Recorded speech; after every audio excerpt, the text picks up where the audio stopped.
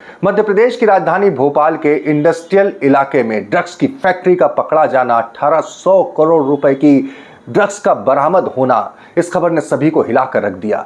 लेकिन अगर ये ड्रग्स की बरामदगी किस तरीके से हुई और किस तरीके से इसका भंडाफोड़ हुआ, इस पूरी प्रक्रिया को अगर हम देखते हैं तो सवाल यह भी खड़ा होता है कि क्या मध्य प्रदेश की पुलिस को इस जॉइंट ऑपरेशन के लायक नहीं समझा गया? आखिर मध्य प्रदेश की भूमिका की पीठ किश्तों में क्यों थपथपाई गई? या यूं कहें कि गुजरात के गृह मंत्री के पहले ट्वीट और उसमें एमपी का जिक्र क्यों नहीं? गुजरात एटीएस के स्टेटमेंट में एमपी पुलिस के सहयोग तक का जिक्र क्यों नहीं? सहयोग क्या, कार्रवाई में किसी भूमिका का तक का जिक्र क्यों नहीं? और 6 घंटे बाद क्यों आखिरकार गुजरात के गृह मंत्री दोबारा ट्वीट करते हैं? औपचारिकता भरा ट्वीट होता है जिसमें मध्य प्रदेश की भूमिका की भी सराहना होती है, और उसके फिर 3-4 घंटे बाद एक मध्य प्रदेश के मुख्यमंत्री के नाम गुजरात के गृह मंत्री एक पत्र लिखते हैं, उसे भी ट्वीट करते हैं कि धन्यवाद साहब, आपकी पुलिस ने भी हमारी बहुत अच्छी भूमिका अदा की। क्या सवाल मध्य प्रदेश की पुलिस की विश्वसनीयता का संकट, या फिर मध्य प्रदेश को इस लायक नहीं समझा गया वहां की पुलिस को, व्यवस्था को, कि इस ऑपरेशन में उसे शामिल किया जाए? ये तमाम बातें मैं क्यों कह रहा हूं? आप जब इस पूरे ऑपरेशन को समझेंगे, इस पूरे वीडियो को आखिरी तक देखेंगे, तो आपको भी इन सवालों का जवाब मिलेगा, या फिर जहन में आपके भी सवाल कौंधेगा कि हाँ, ऐसा हुआ क्यों है। मैं आपको पूरी वीडियो में मैं इस पूरे वीडियो में आपको बताने की कोशिश करूंगा जो इन्फॉर्मेशन हमारे पास आई है उसके मुताबिक कि किस तरीके के साथ यहां पर ड्रग्स की फैक्ट्री संचालित की जा रही थी, किस तरीके के साथ रेड को दिया गया, किस तरीके के साथ यहां पर उसी वक्त का मसला नहीं है, किस तरीके से मध्य प्रदेश पुलिस को खबर किए बगैर गुजरात एटीएस और एनसीबी बाकायदा नजर रख रही थी, और उसके बाद जब कार्रवाई की जाती है तो पहले कार्रवाई कर दी जाती है, फिर पुलिस को इन्फॉर्म किया जाता है। वीडियो में आखिर तक बने रहेंगे तो आपको बहुत सारी ऐसी चीजें पता चलेंगी जो आपको चौंकाएंगे भी और आपके जहन में इन सवालों को जन्म भी देगी। आगे बढ़ूं उससे पहले परिचय दे दूं, मैं हूं भुवनेश सेंगर। देखना शुरू कर चुके हैं आप दी लपेटा, अच्छा लगे तो सब्सक्राइब जरूर करना। जी हाँ, भोपाल के पास मंगरौदा इलाका, इंडस्ट्रियल इलाका है, वहां का कटारा हिल्स थाना, वहां पर गुजरात एटीएस और एनसीबी यानी कि नारकोटिक्स कंट्रोल ब्यूरो जो नेशनल लेवल का है, इसकी 15 सदस्य की टीम एक फैक्ट्री पर, एक प्लॉट पर, इंडस्ट्रियल एरिया है जहां फैक्ट्री चल रही थी, वहां छापा मारती है। ये कार्रवाई होती है शनिवार दोपहर 12 बजे, दबिश मारी जाती है, और इसके बाद काफ़ी देर बाद, दबिश मारने के बताया जाता है 3 घंटे 4 घंटे बाद, वहाँ के लोकल जो थाना है कटारा हिल्स थाने को ही इन्फॉर्म किया जाता है। वहाँ की पुलिस पहुँचती है, एक दर्शक दीर्घा की तरह पहुँचती है, ये बताया जाता है। ये फैक्ट्री पर जब दबिश हुई उसके बाद वहाँ से लेकर निकला जाता है। फैक्ट्री में अमित चतुर्वेदी, सान्याल बाने, हरीश आंजना, इस मामले में 3 मास्टरमाइंड अभी तक बताए जा रहे हैं। ये फैक्ट्री दरअसल ये कोई ऐसा नहीं कि कहीं किसी उसमें चल रही थी, ये बाकायदा इंडस्ट्रियल एरिया में AKVN के अलॉटेड प्लॉट में है। बताया जा रहा है कि प्लॉट जयदीप सिंह को अलॉट किया गया था, बाद में अमित चतुर्वेदी ने इसे किराए पर लिया या फिर खरीदा, लेकिन वर्तमान में अमित चतुर्वेदी के द्वारा इसका संचालन किया जा रहा था। गुजरात पुलिस को भनक कैसे पड़ी, यहां से जब कहानी दिलचस्प होती है। आप सोच रहे होंगे कैसे पहुंच जाती है। दरअसल सान्याल बाने, इसमें जो आरोपी है सान्याल बाने, वो भी इसमें पकड़ाया है। उसी वक्त जब रेड पड़ी तब सान्याल बाने पकड़ाया। सान्याल बाने जो है वो ऑर्थर रोड जेल से 2 महीने पहले छूटता है, मुंबई से, नासिक का रहने वाला है। इस बीच में नेटवर्क का, जब गुजरात एटीएस इसका ड्रग्स के नेटवर्क के पीछे पड़ी होती है, तब सान्याल बाने के बारे में पता चलता है कि ये लोग कहीं ना कहीं प्रोडक्शन कर रहे हैं। बताया तो ये भी जा रहा है कि सान्याल बाने के पीछे लगे गुजरात एटीएस और एनसीबी के कुछ खुफिया अधिकारी, वो बाकायदा भोपाल में डेरा डाले रहते हैं 2 महीने पहले से, लेकिन भोपाल पुलिस को या मध्य प्रदेश की पुलिस को इत्तला नहीं करते हैं। और आखिरकार जब वो कंफर्म हो जाते हैं तब रेड होती है शनिवार, जैसा कि मैंने बताया। उसके बाद रात तक कार्रवाई चलती है, पुलिस दर्शक दीर्घा में होती है, और आते हैं उस मसले पर जिसमें कि हमने बात कही थी कि मध्य प्रदेश पर भरोसा क्यों नहीं। जैसा मैंने आपसे कहा कि जब कार्रवाई होती है तो उसके बाद में पहला ट्वीट खुद गुजरात के गृह मंत्री का आता है, हर्ष सिंघवी का। पहला ट्वीट ये आपके सामने है।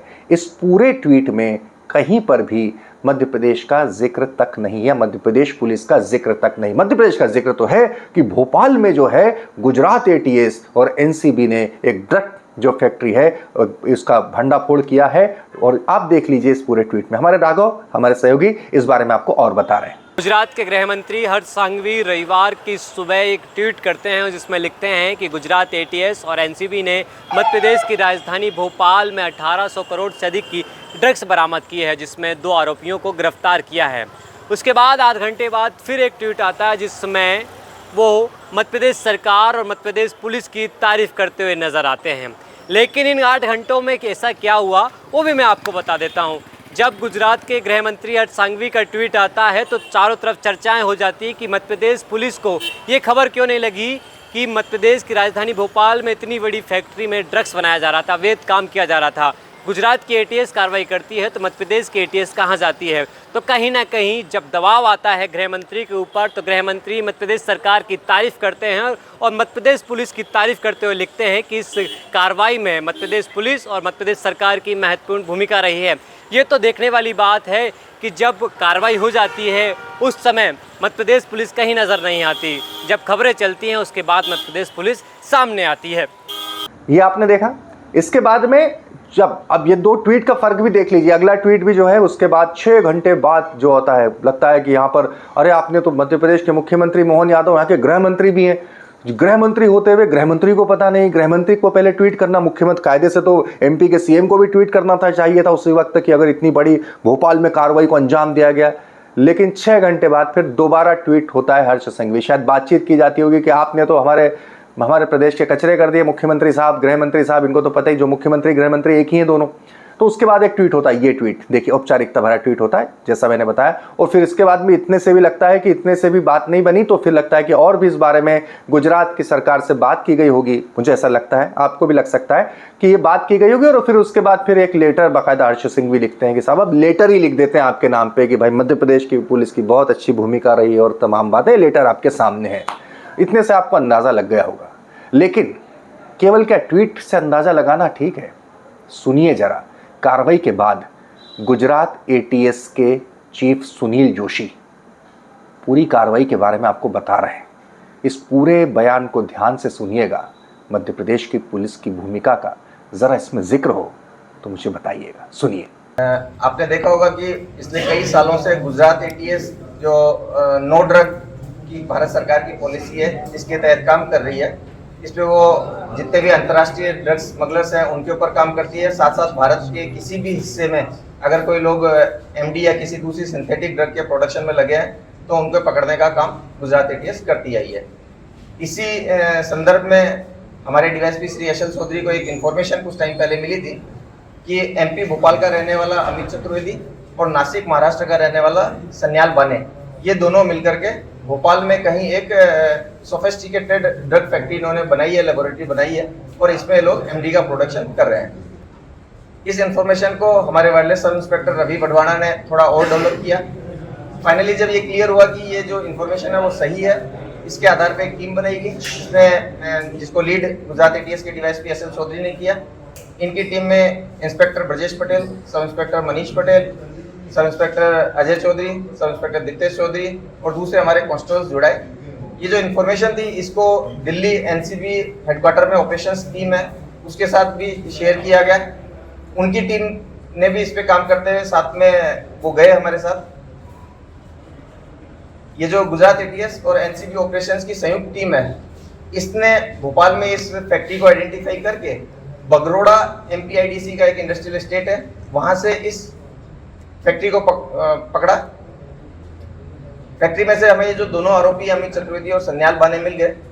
जब उस फैक्ट्री की पूरी सर्च की गई तो वहां पे लगभग 907 केजी एमडी जो कि लिक्विड और सॉलिड दोनों फॉर्म में था उसको वहां से सीज किया गया। इस टोटल एमडी की कीमत लगभग 1814 करोड़ इंटरनेशनल मार्केट में होती है। इसके अलावा भी वहां पे लगभग 5000 किलो जो दूसरे रॉ मटेरियल्स हैं, प्रीकर्सर्स हैं जो एमडी बनाने में प्रयोग में आते हैं, उन सब का वहां से सीजर किया गया। अभी तक हमने जितनी भी लैब्स ब्रस्ट की हैं इसमें से ये सबसे बड़ी लैब है।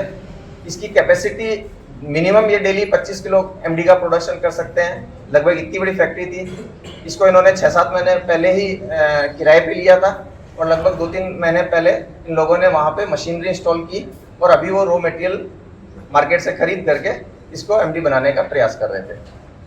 अब आपको लग गया होगा कि ये पूरी कार्रवाई दरअसल मध्य प्रदेश की पुलिस की साख पर सवाल उठाती है, विश्वसनीयता पर सवाल उठाती है। पुलिस की बात आती है तो गृह मंत्रालय की बात आती है, गृह मंत्रालय की बात आती है तो सरकार की बात आती है।